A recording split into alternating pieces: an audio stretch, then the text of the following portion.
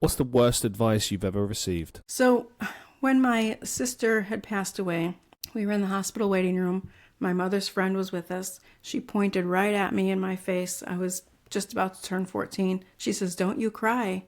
Don't you cry. You be strong for your mother. Don't you cry." And that was the worst advice because I still have trouble expressing emotions today, all these years later. That really sunk into me. And that was one of the worst things that somebody could have said to somebody when their sibling was passing. Yeah. What's the best advice you've ever received? The best advice I've ever received. So I had a business coach at one point. I was trying to get out of nursing. I went to, when I did leave nursing, I went into hypnotherapy.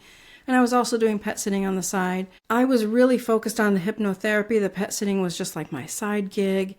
And pet sitting was taking off, doing excellent in that. The hypnotherapy was not doing as well and causing me a lot of stress. And the business coach said, why not focus on, I had these two things that were kind of equal as far as what I love doing. And one is really taking off, but you're looking at this one, just putting everything into it, trying to get it to go. Why not just put everything into and focus on the one that's doing well instead of fighting so hard for this other one? If that makes sense. Mm-hmm. So that's, I did that and it changed my whole mindset, changed my life.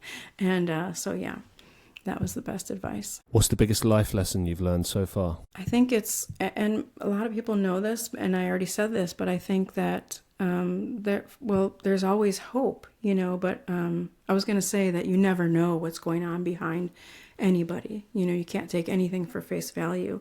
But I think bigger advice, better advice, there is always hope. I think so many people don't believe that. I didn't believe that, but there truly is. No matter what kind of situation you're in, there's always some hope to be had. How did you have hope throughout all the years with everything that you've dealt with, everything you've experienced, everything you've gone through?